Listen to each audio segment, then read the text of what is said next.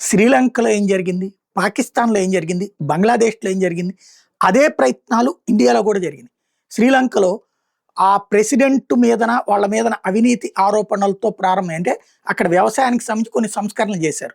ఏమన్నాయంటే ఒకేసారి మొత్తం రసాయనాలతో కూడినటువంటి ఎరువులు వాడడానికి వీలేదు. కంప్లీట్‌గా అగ్రికల్చర్ అంతా కూడా సంప్రదాయబద్ధమైన వ్యవసాయం చేయాలి అన్నటువంటి. ఆర్గానిక్ వ్యవసాయం చేయాలన్నట్టు. దాంతో ప్రజలందరూ ఆగ్రహం వ్యక్తం చేశారు. ఎందుకంటే 30% పంటే వచ్చింది. 70% నష్టపోయారు. ఇలాంటి తప్పుడు నిర్ణయాలకు నువ్వే కారణం అంటూ రాజపక్సే మీదన గొడవ, ఆందోళన, వాళ్ళ పగలగొట్టడాలు, ఆయన పారిపోవడాలు ఇదంతా జరిగింది. తర్వాత మళ్ళీ ఎన్నికలు ఇదంతా జరిగింది. దీంట్లో కారణం ఎవరు? ఆ నిర్ణయం తీసుకోమని ఆయనకు సూచించిన వాళ్ళు, ఆ సూచించిన మీదట ఆయన అంగీకరించడం. తర్వాత చూస్తే దాని వెనకాల డీప్ స్టేట్ హస్తం ఉందన్నటువంటి చర్చ నడిచింది.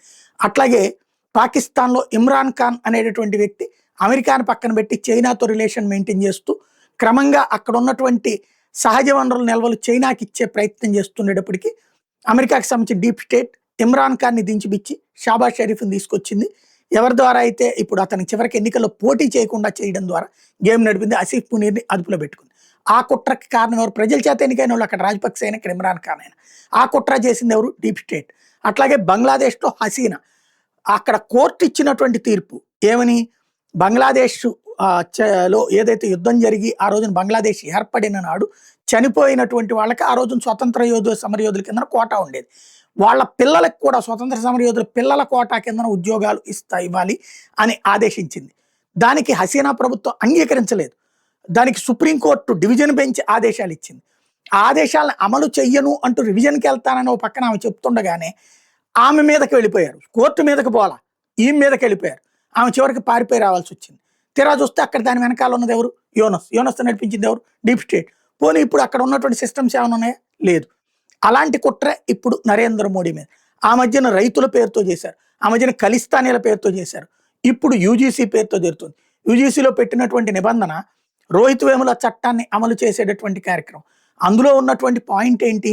కుల వివక్షని పోగొట్టాలి. అంటే కులం పేరుతో దూషించడం, కులం పేరుతో ఉద్యోగం ఇవ్వటం, కులం పేరుతో వ్యాపారం, ఇట్లాంటిది. అంటే నా కులపోడి దగ్గరే కొంటా, నా కులపోడితో నేను మాట్లాడతా, ఇట్లాంటిది. అది కుల వివక్ష అనేది అట్లాంటిది. లేదా కులం పేరుతో దూషించడం. కానీ ఇక్కడ ఏం తీసుకొచ్చారు? సమానత్వం. అంటే ఓసీలు ఎవరైనా సరే బీసీ, ఎస్సీ, ఎస్టీలు అడిగినప్పుడు కాదు అంటే కనుక వాళ్ళ మీద యాక్షన్ తీసుకునే అధికారం ఒక కమిటీకి. ఆ కమిటీలో ఉండేదంతా BC, SC, ST minority. Then ఇక్కడ ఓసీల మీద ఆ కమిటీలో ఉన్నటువంటి వాళ్ళు ఎలైట్ సెక్షన్గా ఆలోచిస్తే బాగానే ఉంటుంది.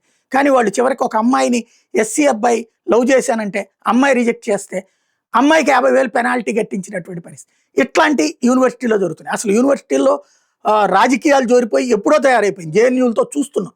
అలాంటప్పుడు ఇట్లాంటి నిర్ణయం మన 13 నుంచి ఇంప్లిమెంట్ అయింది. దీన్ని బేస్ చేసుకుని ఓసీలు అంటే ఏదైతే కాంగ్రెస్ ఎప్పుడు అంటది ఓసీల పార్టీ బీజేపీ అంటది. అంటే ఓసీలే మోడీ సర్కార్ మీద తిరగబడేటటువంటి స్టేజ్కి తెచ్చారు. అంటే మోడీ ప్రభుత్వాన్ని కుప్పకూల్చడానికి జరుగుతున్నటువంటి కుట్ర.